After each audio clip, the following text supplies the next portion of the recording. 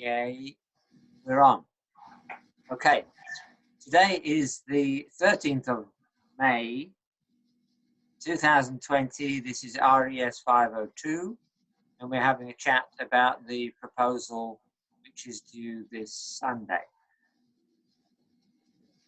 So, first of all, Scott, are you sorted in terms of getting the posts now? Yes, I believe so. They seem to be coming through now. Do you know what was wrong? No. She said notifications were off or something like that, but then it continued to not work, and now it seems to work. So I don't know. Okay. That is weird. But anyway, we're right. Okay, so where are you both at in relationship to this Sunday, and what you believe you need to get done by then? Well, Yes, go for it, Scott. I sent you my proposal for the topic that I'm interested in studying, and I'm waiting to hear back.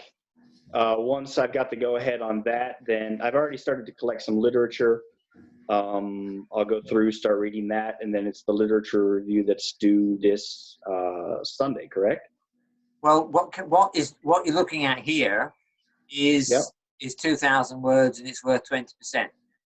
Oh, okay. So I was wrong. Okay, so it's not the literature review that's due on Sunday; it's the proposal that's due on Sunday. Yes, it is. Okay. It's Scott. Hello. What is due on Sunday is the title, the context, the literature review, the methodology, the ethics disclaimer, and sample references. Okay. So it's not the literature review that you will eventually have in your whole thing. Okay. Which will be much bigger, but the literature review is part of the proposal. Yeah. Yes, small. It wasn't say the briefest of literature survey. Is that survey? That's a very clever spelling of survey that you have there. Inaccurate spelling. Yeah.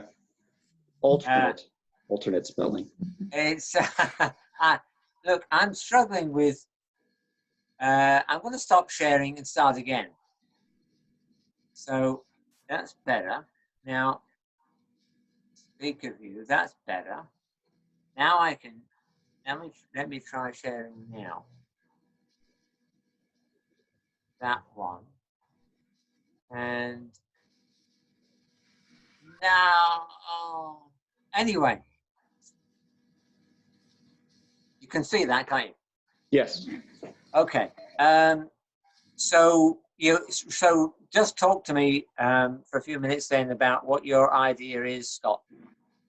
Well, it's very timely. I've noticed, so I actually quit my job because we had to move online.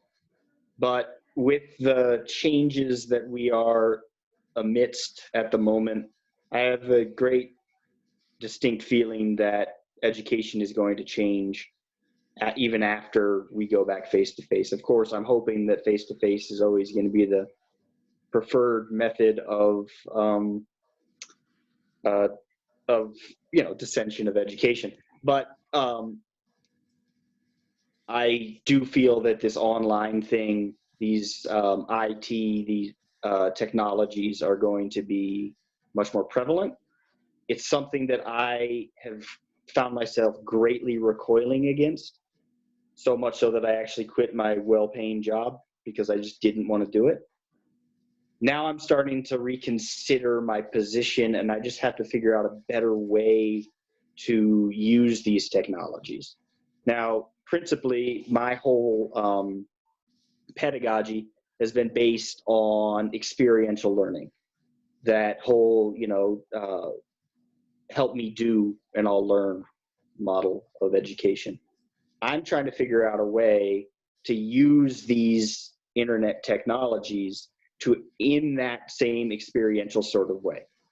Also, to encourage, it's kind of strange, but to use the online communication to encourage the children to go outside and actually participate in the world and learn. I feel that we've got this almost miraculous opportunity right now where everybody is at home to be able to spend time and do longer sorts of investigations in their local environment. We just need to use the technologies that we have to encourage that sort of thing. How to do that, though, I really have no clue. What's the best forum? What's the best approach? So that's where I would like to do my action research. I have, working with Gateways, I have the opportunity to continue to actually practice all the teaching that I'm doing because they're constantly asking me to do this sort of thing. Now, they won't be able to do at the moment what I'm hoping to be able to do, but I've got two friends who are actively encouraging the startup of a YouTube channel as well. So with those two different media, I'm hoping to put in practice the things that I can learn here in this action research. It's interesting. It is absolutely fascinating. Scott, I'm going to try and push you a little, obviously. First of all, when you say you've done some literature, what style of literature have you looked at? Well, I've been looking at, so I didn't exactly know how to frame my question. You know, part of Google Foo is framing your question hang on, so that you hang on.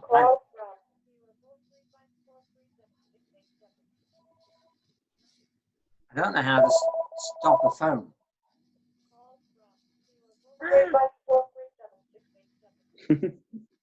How do you stop it? Just don't answer it, I guess. Yeah, but that makes it noise. Can you unplug it? No, I just... It still kept on ringing. Take the battery out. I don't know how to stop it. Noise reduction. What on earth is that? I don't know. I apologize. Where were we? Okay. That's okay. Literature. Literature. So yeah, the first thing I needed to do was try to frame a question that would get me the literature I was looking for. There is some research that I found. Most of it's in the form of websites, since all this stuff is so incredibly recent. But what I've been doing is looking at those websites and looking at the references they use, so I can start to get an example of literature that has informed these websites. And so I'll read the websites, but then I can read their source as well. David Kolb has come up a couple times, and a few different researchers. So there'll be two parts. One will be the experiential learning aspect of it, and the other will be the technological aspect of it. And then by wedding those two things, I'm hoping to find an answer to my question. Well, okay. This is a little bit random, but here we go. Yesterday, I was having a chat to a principal of a school in the Central Coast, North Sydney. He's been there for 2 years.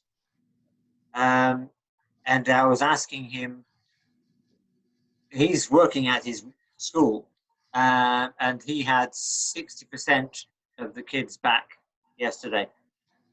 And I said, how has this COVID thing impacted your school? How did you adapt? How did it go with the parents? You know, what's going on here?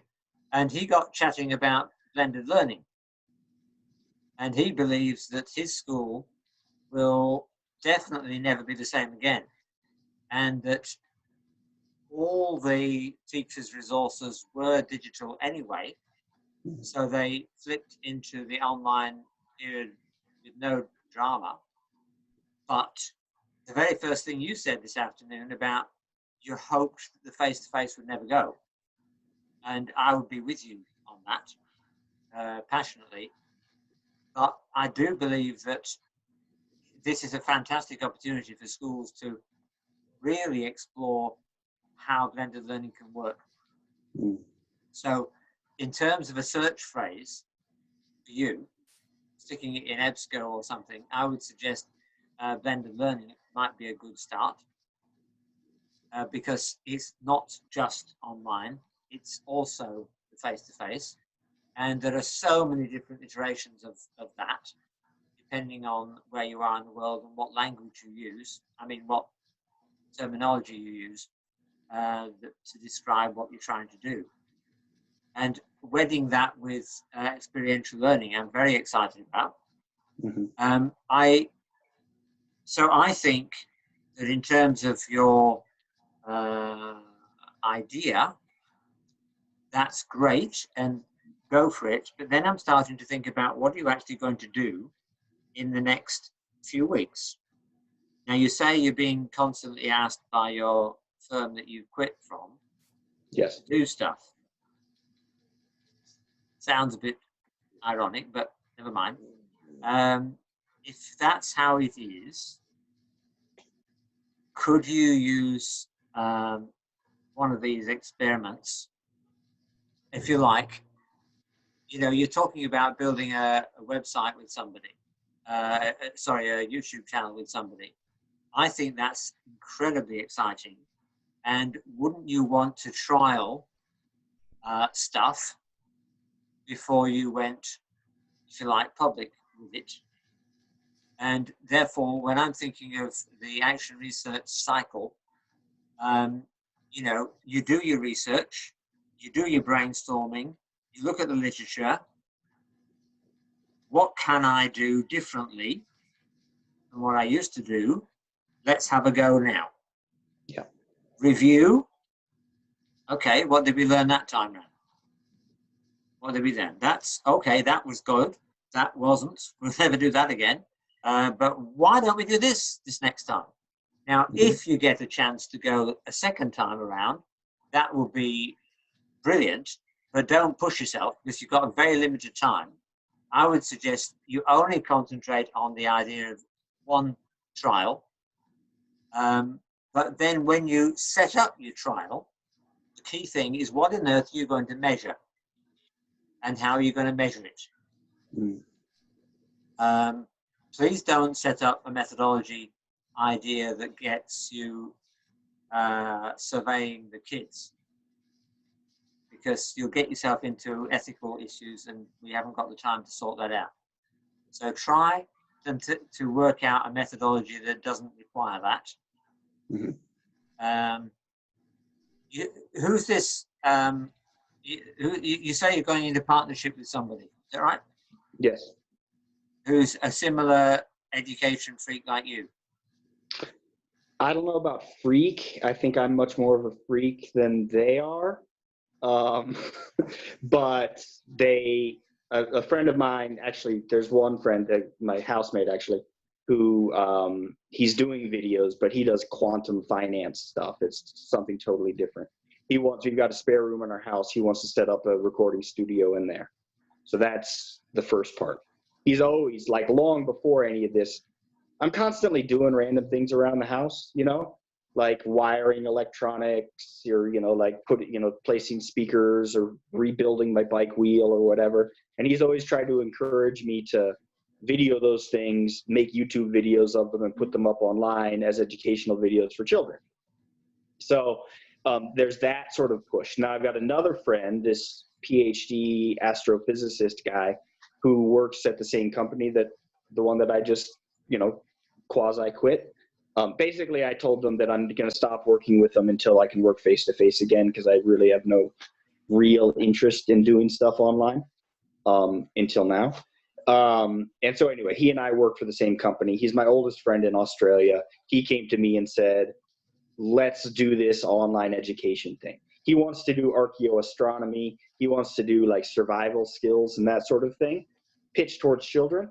But he is under the impression that the world needs one more education freak out there on the internet, and he's hoping that I will be that guy. So I think that would be tremendous. Why is it possible? Have you got, now you mentioned your fellow at the astrophysicist, right? Yeah. So he would be your direct partner? Yes. Well, why don't yeah, you, kind of. yeah, the other side of the coin. Yes. Why not get the other fella who's living with you to be the, if you like, the observer of the project. So you can then, after the first round of trial, if you like, of you setting up a bike to do weird things, you could then quiz him with some pre-written up questionnaire that really draws out his take on what you were doing as an objective sort of perspective on the project. So he's not, you're actively involved, your mate is actively involved, but this one isn't. He's more of a observer from the sides. Yeah, that's perfect. Yeah. So you'd actually be familiar with this guy already. He's the one I presented my volcano video to. Sure. So you set up, so your methodology could be a bunch of questions, maybe 5 or 6, open-ended questions to elicit some really good feedback from somebody you trust, who knows enough about the project to give you constructive feedback. Perfect. Yeah, that's exactly, that was what my question was. How am I going to measure this? What sort of, it seems to me more qualitative than quantitative analysis. Of course, well that's totally fine. But how I was going to frame that was the question that was kind of rolling around in the back of my head. So that's a fantastic suggestion. Thank you. And another triangulation for that research, we'll come to you shortly, but I hope you're enjoying this, Ariza. If you get, you produce something for this company, your trial, would they be in a position to assess it commercially? Yes. Would they have the time to do so? Not quite so sure. Also, being with them, this is a complication that comes with working with them, is that's intellectual property that they own. So there's a little bit of, I don't know, questionable things. Sure. Okay. Well, look, just explore different ways of how on earth you'd measure the success. How would you want to measure the success or failure of your first round? Yeah, well, and I think that just framing those questions is going to be a valuable skill in me learning about the process in the first place.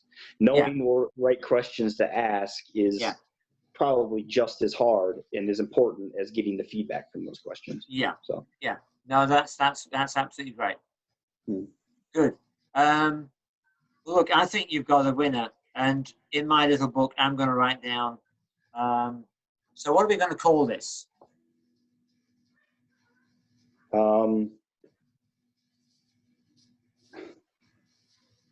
What have you got a name for your project? No.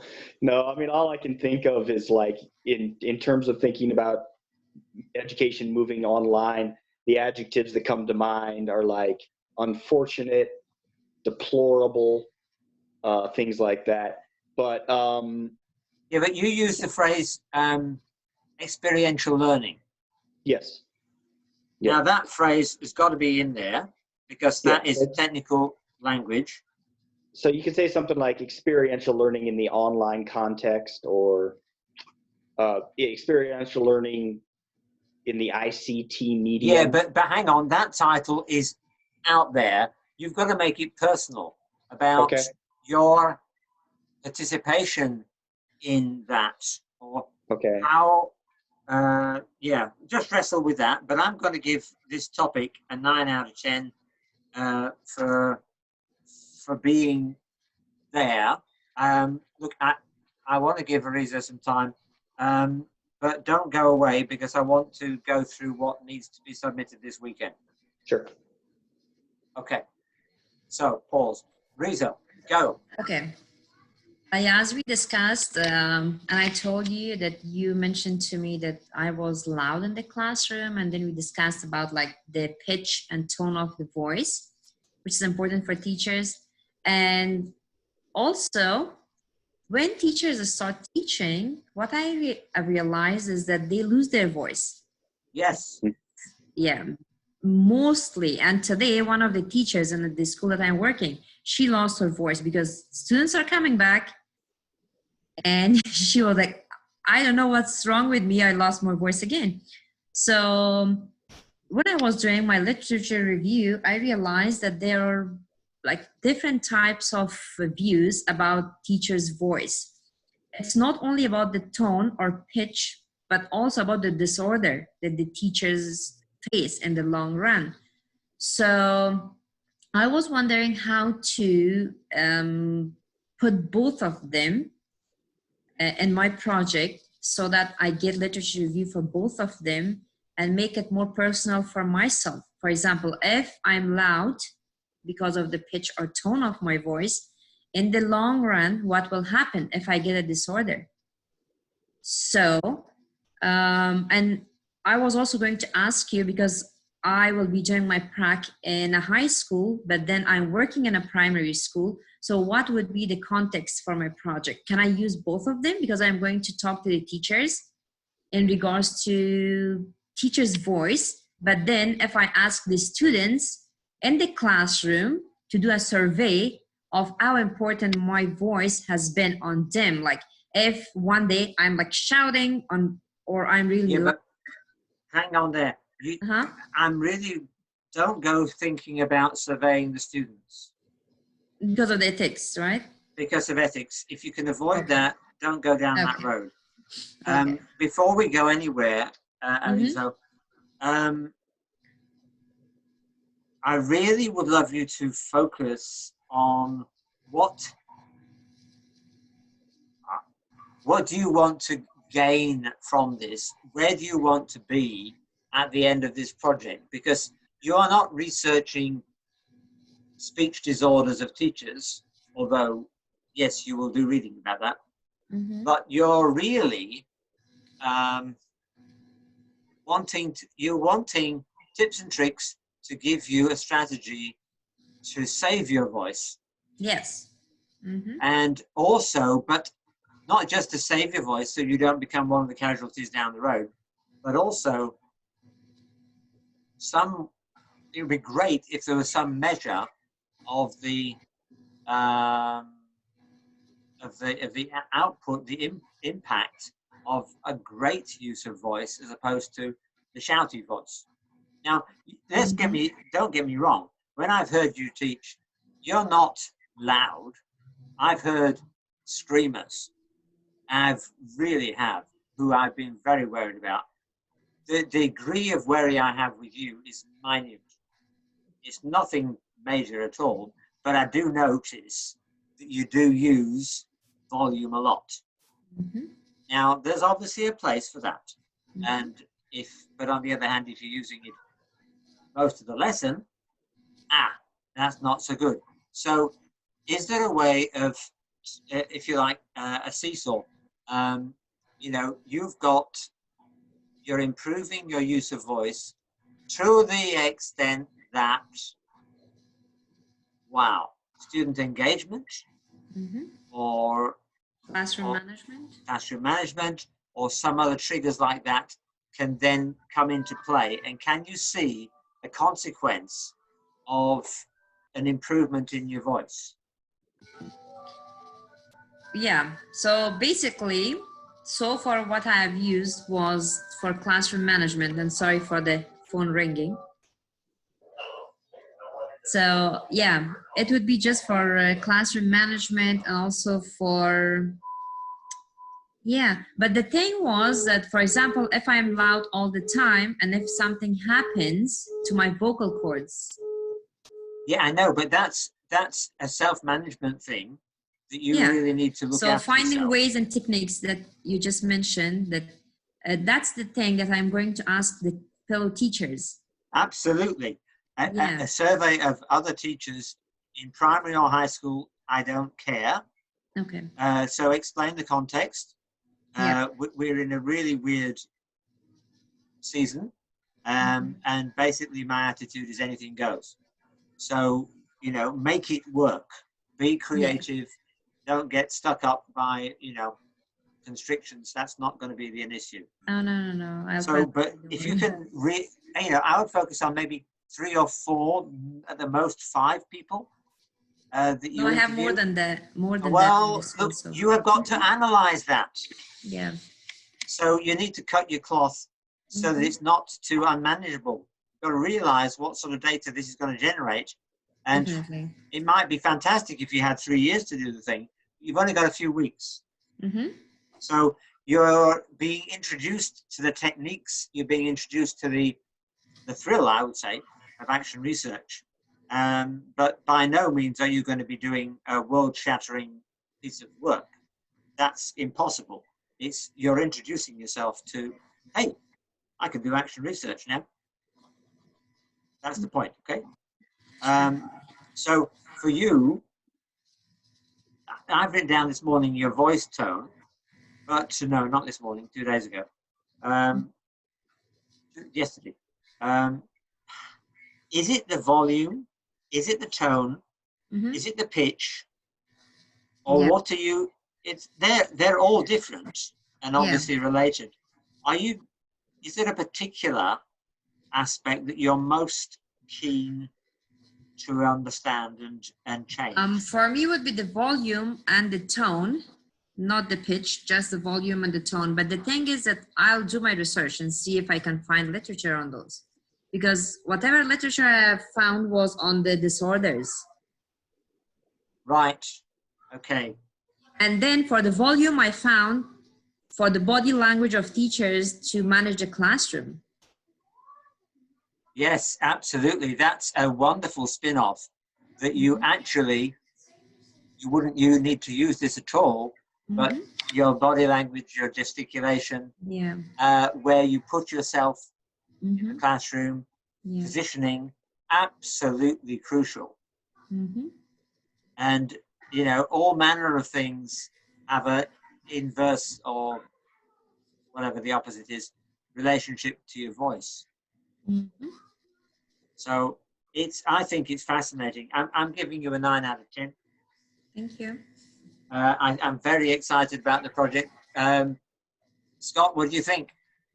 I love it. Yeah. Honestly, the whole idea about the teacher voice has always kind of confused me. I remember when I first started teaching, I went to the movies with my co-teacher and her friend, who was also a teacher. And there were these high school kids there, and they were like making noise. And my co-teacher's friend like basically just yelled at these kids. And then later, as we were leaving, she was talking about using her teacher voice. And I was so confused. I was like, why? I couldn't figure out why you have to have a different voice as a teacher. It doesn't make any sense to me. Why can't you just talk like a normal human being talking to other normal human beings? And so I don't know, maybe you'll find out something about that in your research. But Scott, that is a very interesting observation. You've used the phrase teacher voice in that context, which I know exactly what you mean. But when I'm talking to Arizo about it, I'm talking about it in a different context, not the my way or the highway, you better do as I say tone. It's simply how you are looking after yourself and how can you most effectively use your voice in the classroom. Not with a different voice to the other person, but just effectively use it. And I call that, see, look, many a time I've been in a classroom watching teachers, and I see, and I write down, hey, this teacher's got their teacher voice. I don't mean they've become bossy. Not at all. But it's a level of confidence. It's a level of excitement, passion, a way of connecting with the kids. I think it's predominantly, probably, for me, it's a reflection of their confidence. Whereas I might have seen them on an earlier track, and I thought,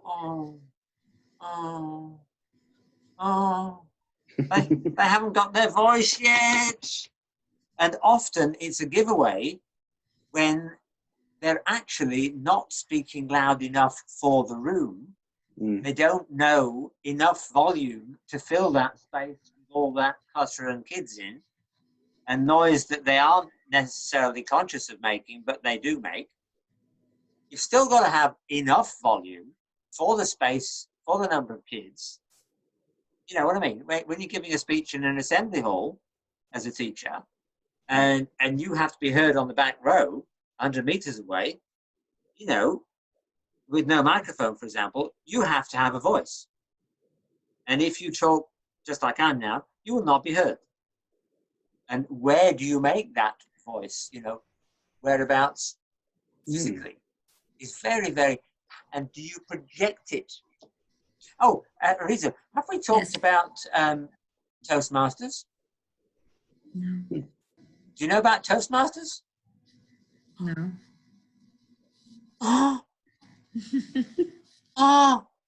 Maybe this is something. Look, do some research on Toastmasters. Okay. It's an American thing. It came from America, went around the world. Now there are chapters, whatever they're called, in many, many, many suburbs of Sydney. And they meet maybe once a fortnight for about 2.5 hours. People from all manner of ways of life.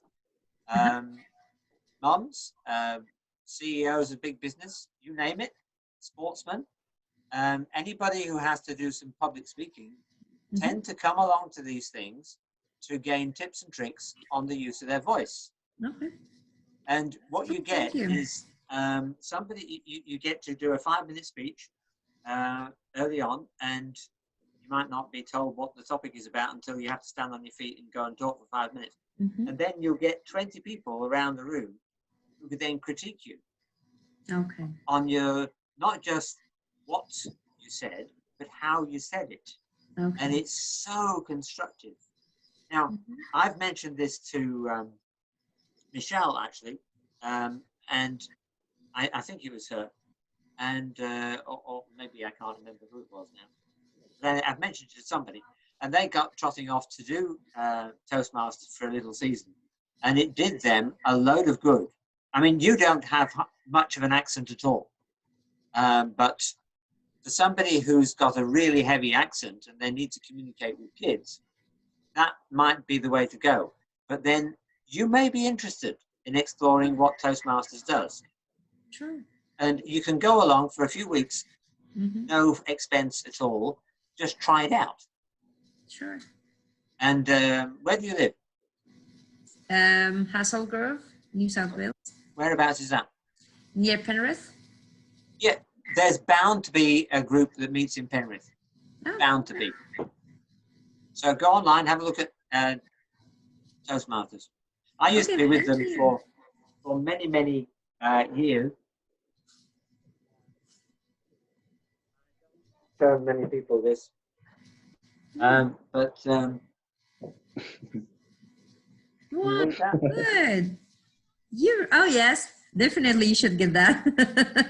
So I don't know how I managed it, but I managed to win a contest in 2013. Wow. Masters. Yeah. That's interesting. So have a look. Sure, I will. I just wrote it down. Look, before we go, and I must let you go, I must not keep myself either. I want to go through this page here. Can you see it if I share? Yeah? Yeah? Are you seeing that? Yes. Okay.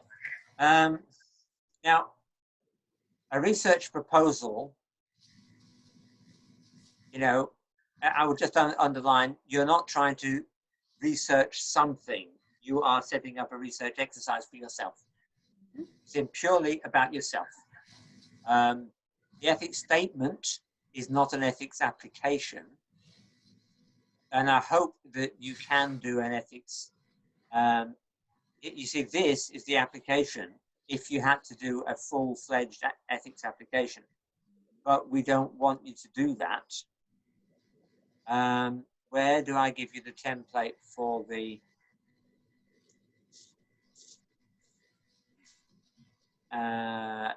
ethics application? Just see what pops up here. Are you seeing this or not? Seeing the no? No, Nothing. No. That's simply the application. You can still see the question on Moodle, yeah? Mm-hmm. Yes. Yeah. Look, the key here is 2,000 words-ish.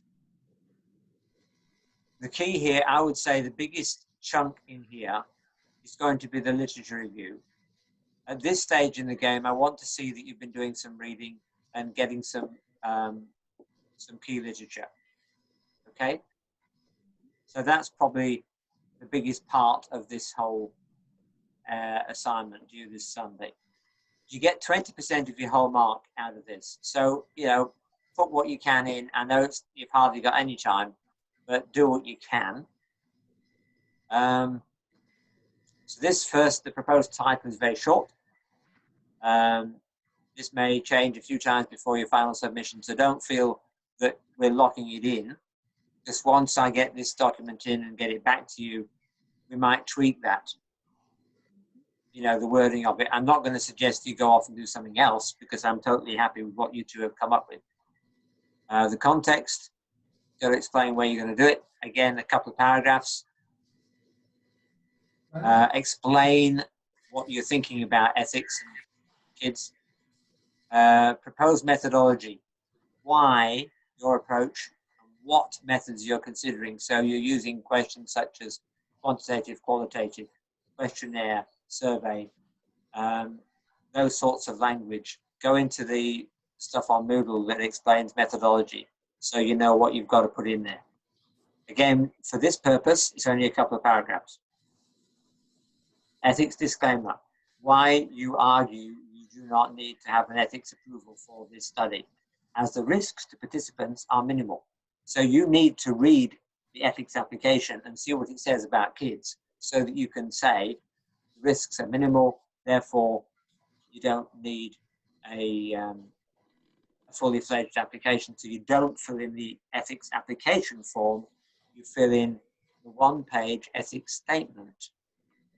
Will be taken by your supervisor to the chair of, so it's a separate page at the end of this 2,000 words, which I can take to the head of the ethics committee to determine if this proposal needs full application or not. And the answer had better be no. Is that clear? Mm-hmm. So it's just a few arguably dot points, but set it out nicely. Great resource for EBSCO is this one, Ethics in Children. Now,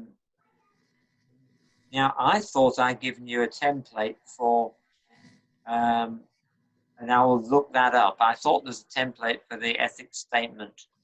If there is, I don't know why I haven't got it here.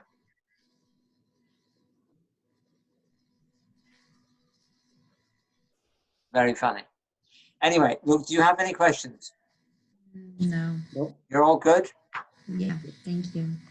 Now, I'll let you go. It's been great to talk to you. I'm so excited. I really am. This is going to be... Dr. Jim? Yes. You told me that we are going to set a time. Yes. For phone call tomorrow or on Friday. So what's good for you? Now, do we need to after today? I'm not sure. So maybe by Friday.